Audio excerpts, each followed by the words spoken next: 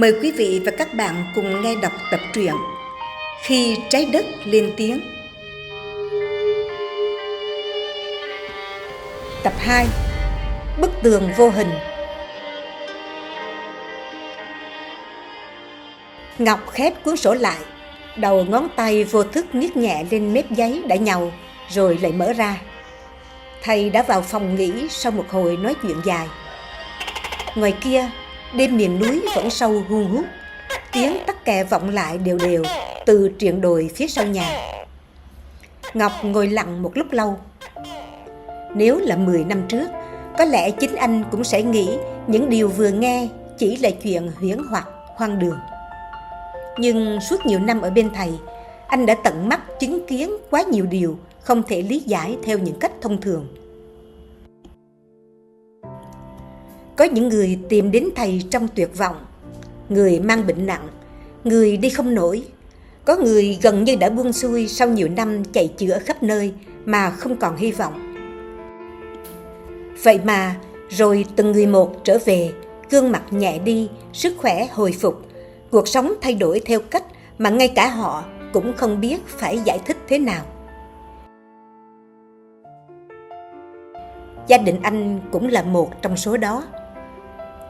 Ngọc nhớ những ngày hai vợ chồng lặng lẽ đưa nhau đi hết bệnh viện này đến bệnh viện khác. 8 năm. Có những đêm, anh nghe vợ quay mặt vào tường khóc rất khẽ mà chỉ biết nằm im bất lực. Nhà cửa vẫn sáng đèn mỗi tối, nhưng luôn thiếu tiếng cười trẻ con. Rồi thầy xuất hiện trong cuộc đời họ như một cái duyên rất lạ. Đến bây giờ, mỗi lần nhìn hai đứa nhỏ chạy nhảy khắp sân, gọi nhau ríu rít từ sáng đến tối, Ngọc vẫn thấy mọi thứ giống như một giấc mơ mà trước đây anh chưa từng dám nghĩ tới. Chí, Cường, Hoa, Hiếu, Tuyết, Thu và những học trò khác cũng vậy.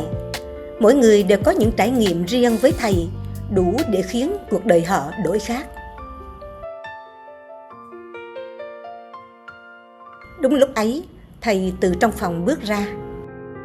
Ông ngồi xuống chiếc ghế tre quen thuộc, cầm ly trà đã nguội, nhấp một ngụm nhỏ rồi chậm rãi đặt xuống bàn. Giọng ông đều đều vang lên giữa đêm khuya. Nếu các nhà khoa học thực sự hiểu những vấn đề chúng ta đang nói tới, họ sẽ không còn tuyệt vọng về tương lai nữa. Thầy kể về một người phụ nữ tên là Elke đến từ nước G. Bà từng gặp thầy sau những trải nghiệm rất đặc biệt. Bà ấy nói với thầy rằng nước G được cứu rồi, nhưng tôi hiểu rộng hơn là trái đất đang được cứu.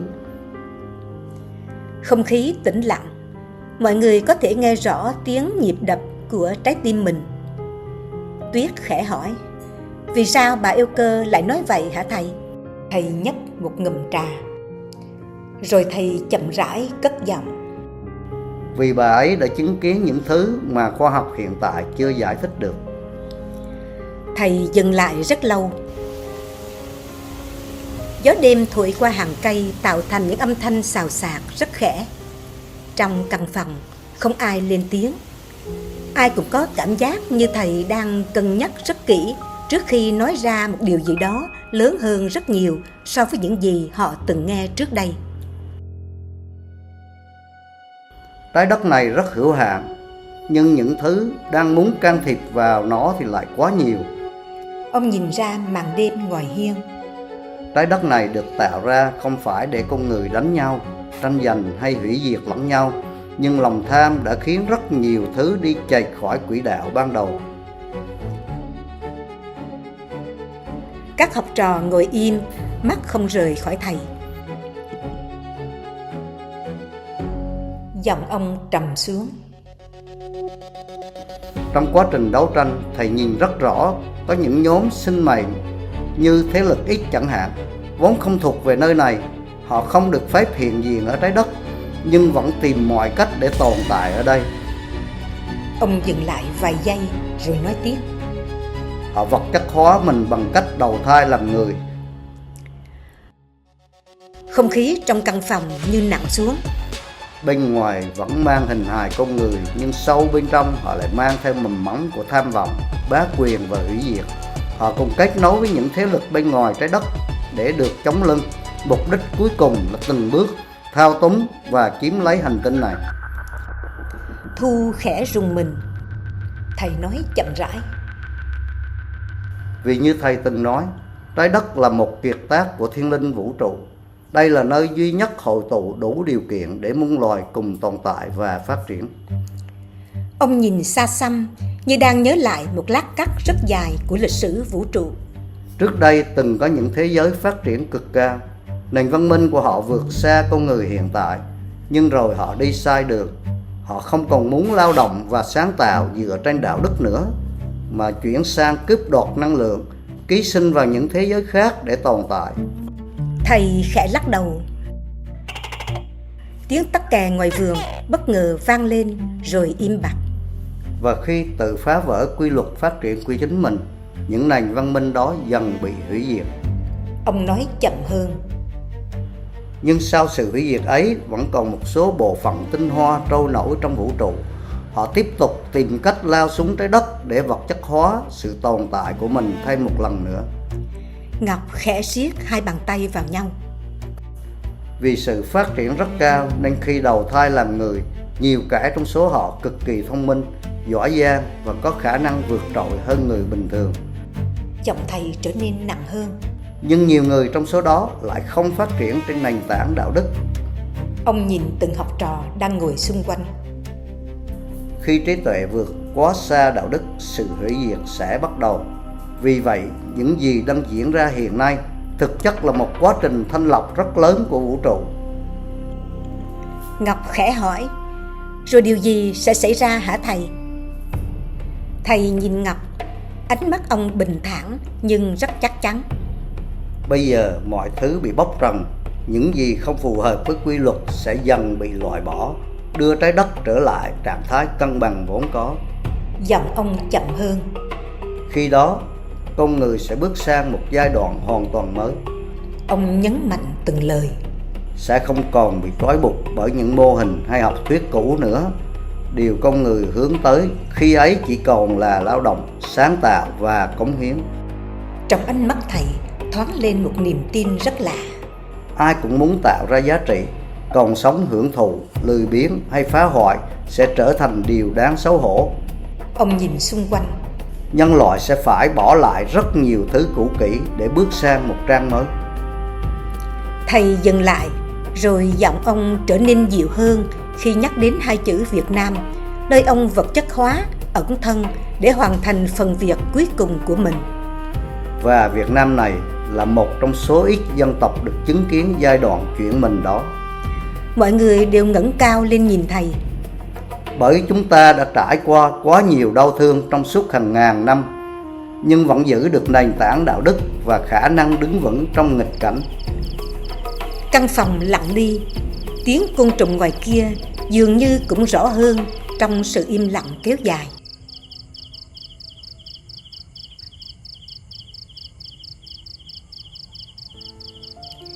Rồi thầy nhìn thẳng các học trò.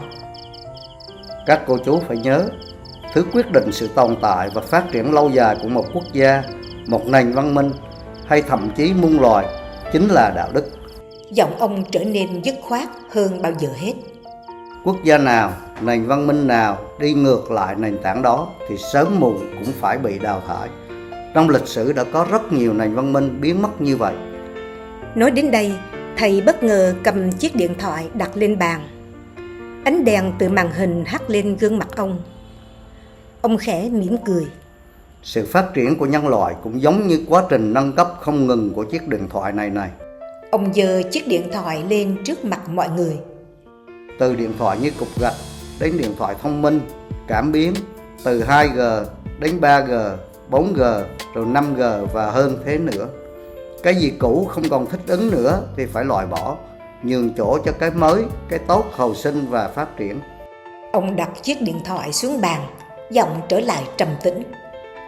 Nhưng dù phát triển đến đâu, nền tảng đạo đức vẫn luôn là điều cốt lõi để tất cả cùng tồn tại, cân bằng và đi lên trong một hệ thống rất hoàn hảo. Không ai nói thêm điều gì. Thầy nói tiếp, Có lẽ đây mới là điều then chốt. Và Việt Nam là vùng đất được bảo vệ nghiêm ngặt về mặt tâm linh, một dải đất hội tụ khí thiên, một quốc gia có nhiều linh huyệt đặc biệt. Mọi người ồ lên, tiếng nhỏ nhưng đủ nghe. Ngoài khung cửa, màn đêm vẫn sâu thẳm, nhưng trong lòng mỗi người lúc ấy dường như vừa mở ra một câu hỏi rất lớn về tương lai của nhân loại và về chính lựa chọn sống của mỗi con người trên trái đất này. Giọng thầy tiếp tục vang lên chậm rãi, nhưng lần này sâu hơn, như chạm vào một tầng rất khác của nhận thức. Các cô chú nhớ cho thầy một điều quan trọng. Đất nước này, dân tộc này không chỉ là nơi thế giới tìm đến để chữa lành hay hồi sinh năng lượng. Thầy dừng lại vài giây rồi nói tiếp. Việt Nam còn là điểm khởi đầu cho một sự thay đổi rất lớn của nhân loại. Tuyết ngước lên nhìn thầy, ánh mắt lộ vẻ băn khoăn. Thầy vẫn bình thản. Từ nơi này, một giai đoạn mới của thế giới sẽ được mở ra. Một giai đoạn của sự tiến bộ vượt bậc, sự phát triển đúng quy luật và một trạng thái cân bằng lâu dài hơn cho nhân loại. Căn phòng im phăng phắc, chỉ còn tiếng gió ngoài hiên. Thầy nói tiếp, chậm hơn. Sở dĩ điều đó diễn ra là vì những yếu tố từng gây tổn thương cho con người, gây mất cân bằng cho thế giới và phá vỡ các quy luật vận hành tự nhiên đang dần bị loại bỏ. Những gì lệch lạc rồi sẽ phải kết thúc, trật tự đúng sẽ được thiết lập lại. Tuyết vẫn chưa hết băn khoăn. Vẫn là Việt Nam dẫn dắt cho sự thay đổi đó hả thầy? Thầy gật nhẹ. Vì dân tộc này đủ nhân duyên, đủ ý chí, nghị lực, đủ kinh nghiệm và nền tảng đạo đức, là dân tộc được lựa chọn để đi đầu dẫn dắt cho sự chuyển dịch đó. Thu thấy sống mũi mình cay cay. Rồi sau này các cô chú sẽ hiểu vì sao rất nhiều người trên thế giới lại tìm đến mảnh đất này vào đúng thời điểm này. Không phải ngẫu nhiên đâu. Không ai nói thêm lời nào. Chiếc quạt cũ trên trần nhà vẫn quay chậm, phát ra thứ âm thanh đều đều quen thuộc. Ngoài khung cửa sổ, màn đêm miền núi vẫn sâu hun hút. Xa xa là tiếng côn trùng hòa lẫn tiếng gió lùa qua những tán cây. Ngọc ngồi yên, bàn tay vẫn đặt trên cuốn sổ, nhưng rất lâu anh không viết thêm chữ nào. Chí tựa lưng vào ghế, mắt vẫn nhìn về phía bản đồ treo trên tường. Hiếu đầy vẻ đăm chiêu, trăn trở. Một lát sau, thầy tiếp tục nói về những điều mà báo chí và dư luận vẫn nói hàng ngày. Nguồn nước ô nhiễm, không khí ô nhiễm, thực phẩm đầy hóa chất, dịch bệnh ngày càng nhiều, rừng biến mất, sông bị tổn thương, biển bị khai thác đến kiệt quệ. Giọng thầy vẫn rất bình tĩnh. Ai cũng biết điều đó, đều cảm thấy đau xót. Người ta nói rất nhiều về việc cứu trái đất, nhưng có mấy ai thực sự hành động. Và muốn thì cũng không biết hành động như thế nào, bắt đầu từ đâu. Thầy nhìn mọi người, ánh mắt thầy sáng rực. Cho nên nếu chúng ta không can thiệp, sự hủy diệt là điều chắc chắn. Thầy tiếp tục kể về những vùng đất từng suy kiệt rồi hồi sinh trở lại. Ông nhắc đến Hội An, nhắc đến Đà Nẵng, nhắc đến những thay đổi mà theo ông là hoàn toàn có thật. Những điều xảy ra ở đó không phải ngẫu nhiên. Hiếu ngẩng lên, giọng chắc chắn.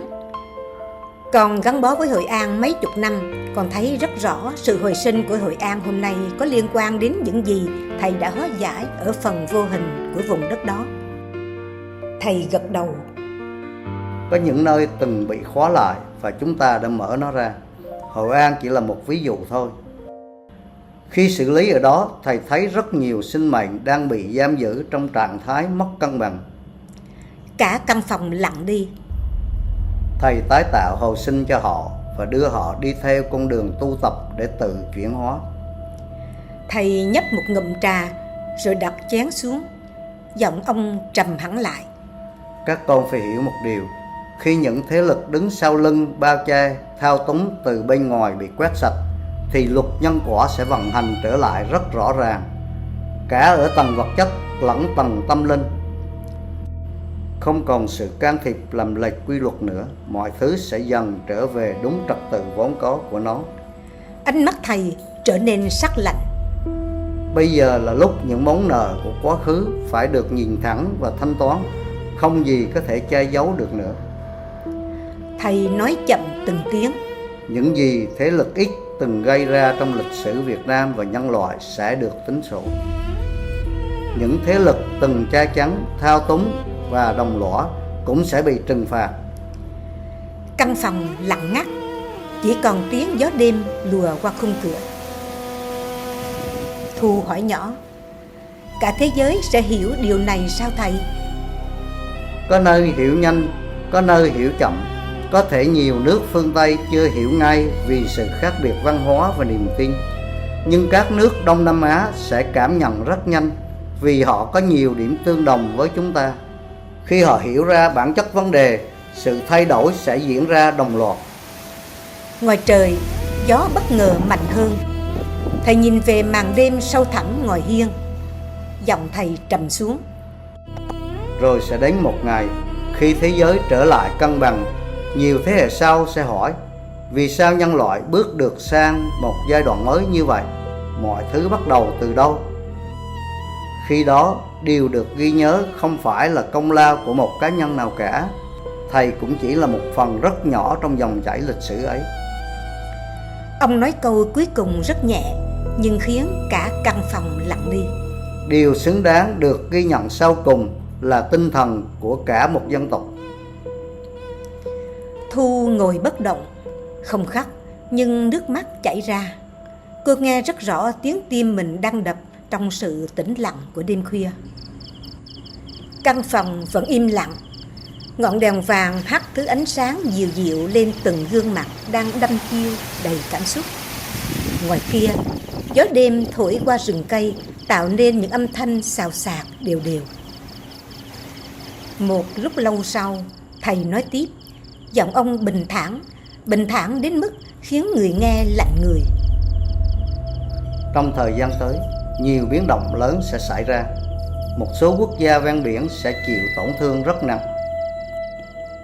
Chí nhìn lên bản đồ treo trên tường. Việt Nam thì sao thầy? Việt Nam có đến hơn 3.000 km phơi ra biển luôn thầy ạ. Thầy nhìn rất lâu vào bản đồ đất nước, ánh mắt đầy kiên định. Việt Nam sẽ đứng vững. Ông nhìn ra bóng tối phía núi xa. Thầy đã đặt bức tường năng lượng bảo vệ dãy đất hình chữ X này. Thầy vừa dứt lời, ở chiều không gian khác, các học trò đều nhìn thấy rất rõ có một bức tường vô hình trắng xóa như dải lụa trắng khổng lồ, bao bọc che chở dọc theo chiều dài đất nước. Mọi người đều cảm động, không ai nói thêm lời nào. Tiếng gió bắt đầu nổi lên ngoài hiên. Một cành cây va nhẹ vào cửa kính. Thầy đứng dậy, bước ra ngoài sân. Mọi người lặng lẽ đi theo. Bầu trời đêm hôm đó đầy sao. Thầy nhìn xa về hướng biển Đông như đang quan sát một thứ gì đó mà những người khác không nhìn thấy. Không khí bắt đầu trở nên nặng nề. Bỗng thầy cất cao giọng: Ngọc ơi, cái bức tường trắng ở biển bị chúng nó phá hết rồi còn đâu. Giờ bắt cái đứa cầm đầu phá bức tường ấy về đây xử lý.